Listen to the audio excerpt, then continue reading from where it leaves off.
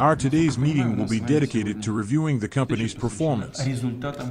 I would like to begin by stating that, despite the external challenges, the state corporation has successfully maintained robust development parameters. Not only have we secured our existing projects, but we have also provided valuable framework for the future, particularly in terms of scientific and technological advancement. Mr. President, if I may begin with the economic indicators. We are witnessing an average annual revenue growth of 24%. We aspire to, and indeed expect to, surpass 3 trillion rubles this year. Of this amount, approximately 1.2 trillion will be derived from new products. The average annual growth of foreign revenue stands at 23%. Another noteworthy fact is that this year, our workforce will exceed 400,000 people. Rosatom is expanding in terms of staff number. We are targeting a 12% average annual growth in labor productivity. Over the past 5 years, average salary growth has been 11%. Mr. President, we are enhancing our contribution to the nation's economy. Our nuclear order, which is largely secured and contracted for the next decade, amounts to 52 trillion rubles, most of which lies outside the state corporation's perimeter. I am convinced that through implementation, this figure will increase, potentially reaching up to 100 trillion rubles, representing a conditional investment of the nuclear industry in our nation's economy. Investment growth shows an average annual increase of 31%. We have achieved an annual investment of approximately 1.5 trillion rubles, primarily benefiting projects within the Russian Federation, although we also invest in foreign ventures.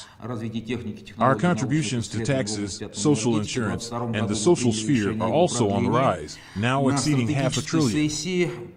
Mr. President, on behalf of the entire industry, we wish to express our gratitude. In 2020, you supported our project on the development of equipment, technologies, and scientific research in the area of nuclear energy, and in 2022, you decided to extend it. During a government strategy session, Mr. Mishustin endorsed the integration of all 5 federal projects into the new national project, New Nuclear and Energy Technologies. The entire content of our national program for the development of equipment, technologies, and scientific research in nuclear energy, along with all 5 federal projects, is now incorporated into this national project. Additionally, we are involved in about 10 national projects, covering such areas as data economy, chemistry, new materials, mechanical engineering, healthcare, and logistics network. On the whole, we are working actively under the government's guidance. Mr. President, our primary responsibility is fulfilling state defense order. По гособоронзаказу 3 задачи всегда решает ядерный оружейный комплекс. Это задача, The average annual growth in taxes and social contributions was 15.5%, correct? Yes, about 15.5%. Understandably, our costs are also increasing, so our growth is slightly disproportionate to our revenue, but we remain one of the major taxpayers in the country. In terms of total contributions to social insurance and taxes, we rank 3rd among Russia's industrial companies. Speaking of state defense order, the nuclear weapons complex addresses 3 key objectives: ensuring nuclear parity, developing new weapons based on new physical principles, and advancing non-nuclear arms, including those for the needs of the special military operation.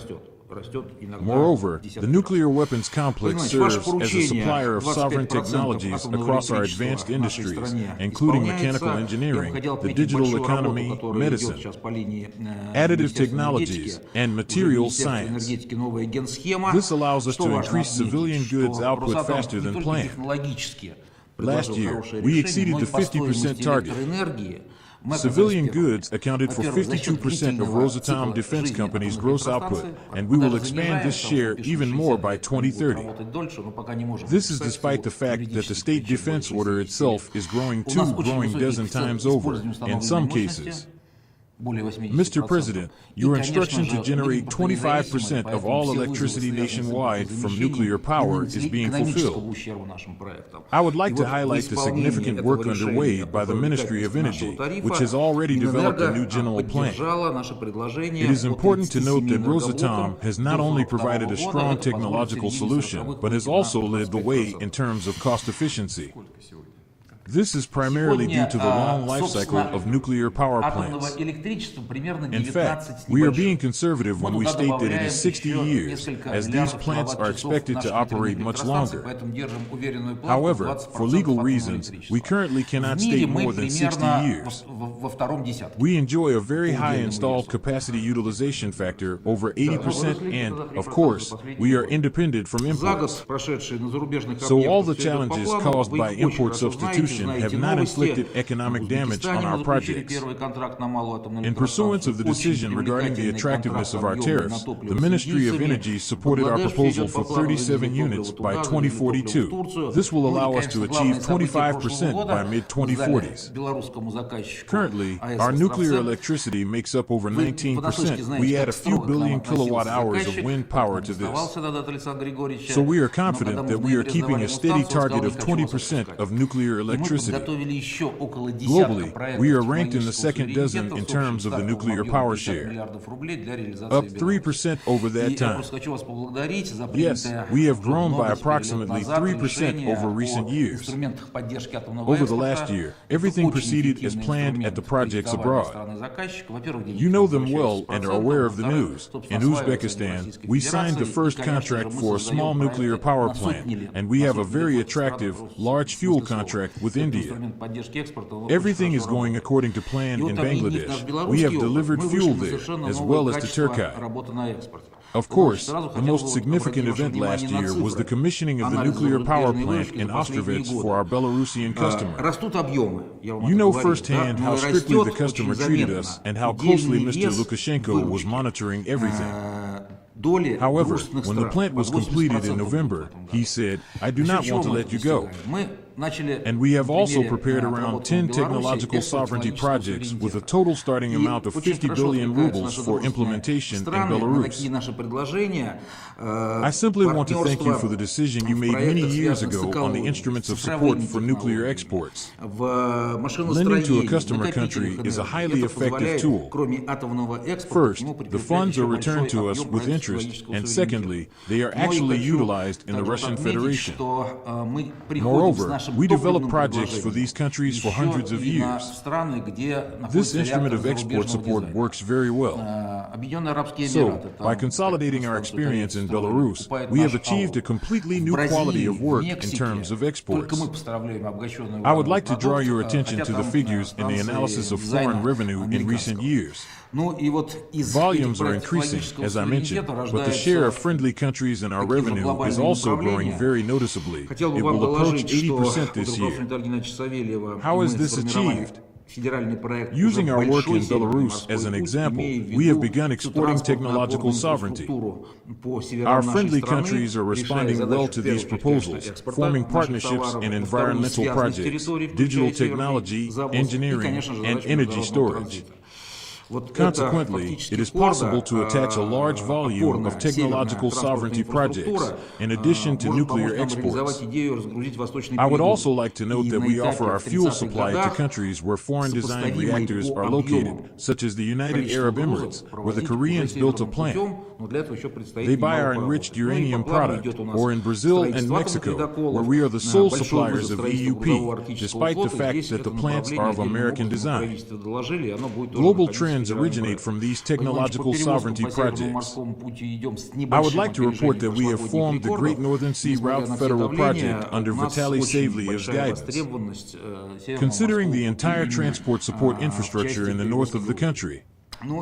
This addresses the problem of exporting our goods and focuses on the connectivity of territories, including northern delivery, as well as the issue of international transit.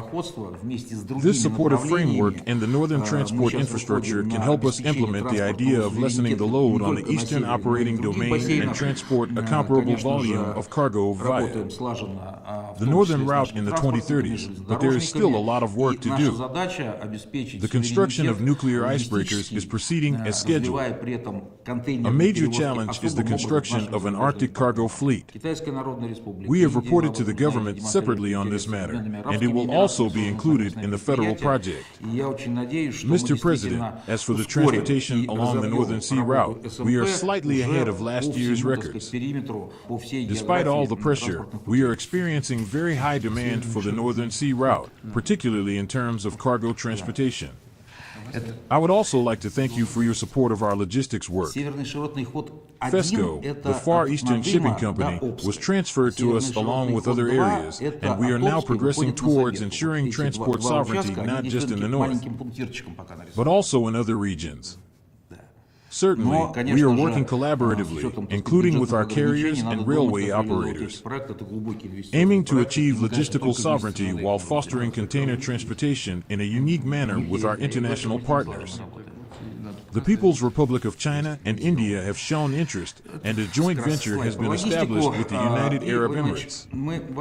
I am hopeful that we will significantly expedite and develop the Northern Sea route across its entire perimeter and geographical expanse of transport routes. The Northern Latitudinal Railway 1 extends from Nadim to Obskaya, and the Northern Latitudinal Railway 2 continues from Obskaya to Sabeta. At the moment, these two sections are shown here by a short dashed line. However, considering budget constraints, we must contemplate the implementation strategies for these projects. These are substantial investment projects, and naturally, we can only implement them in collaboration with Russian railways. This is the slide that pertains to logistics. Mr. President, we regularly provide updates within the framework of the Future Technologies Forum about our extensive initiatives to lay the foundation for tomorrow's technologies.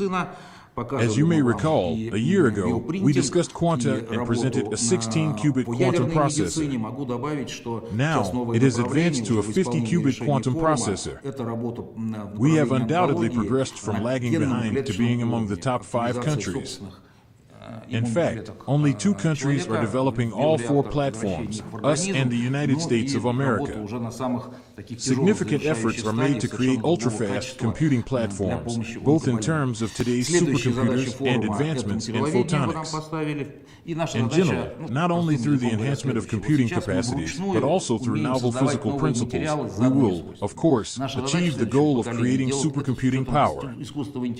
This year, you attended a healthcare and medicine forum where we demonstrated bioprinting and nuclear medicine research.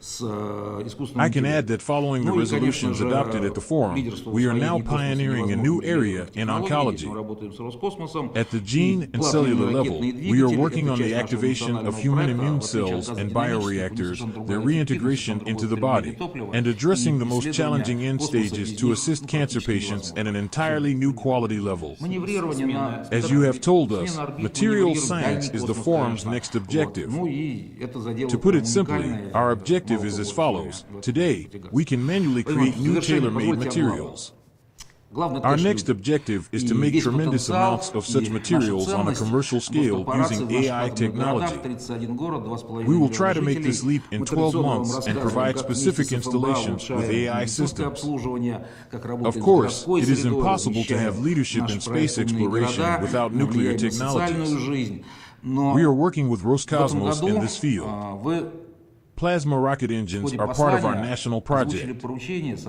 Unlike gas dynamic engines, they boast an entirely different efficiency, completely different fuel consumption volumes, and it is virtually impossible to explore space without them.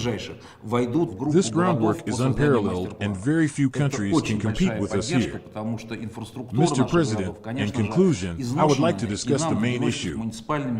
People are, of course, our main asset. Our nuclear cities represent the entire potential of our state corporation and are our main value, 31 cities with a population of 2.5 million.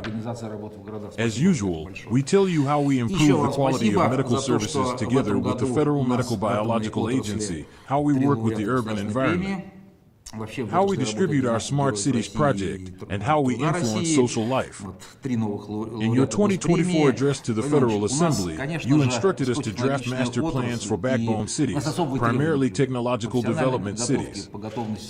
We have already compiled 4 master plans for our cities, and the 31 cities will be listed as eligible for master plans in the next 2 years. This amounts to impressive support because, of course, our cities have a rundown and dilapidated infrastructure. We are unable to cope on our own, together with municipal and regional authorities. Our efforts to draft master plans for cities are supplemented by current efforts by Marat Kuznelin and represent a major breakthrough in organizing work in cities. I would also like to thank you for the fact that, since early 2024, 3 employees of our nuclear industry have received national awards. Today, 12 heroes of Russia and labor, as well as 3 new national award recipients, work in our sector. Of course, we are a high-tech sector, and we stipulate special requirements for our staff, including their professional training standards and their readiness to serve. And, of course, we need to make people feel that they are not only nuclear professionals, but also members of our society. We are active in all programs and projects of the Russia's Land of Opportunities platform. You have accorded us such an honor. The first days, the first weeks of the Time of Heroes project were spent on a nuclear-powered icebreaker. In general, we are absolutely involved in all national projects and work with people. And, of course, we also unite young nuclear specialists from other countries around us. Mr. President, next year we are celebrating 80 years of the nuclear industry. First, we certainly invite you, and we want very much to make it a holiday not only for nuclear industry employees, but also for the entire country and for all our partners abroad. With your permission, we will prepare such a program and launch it this year. And the nuclear industry happens to emerge in the same year as the Great Victory, a bit after it, and we would have planned the main events for August-September next year, including those with your participation.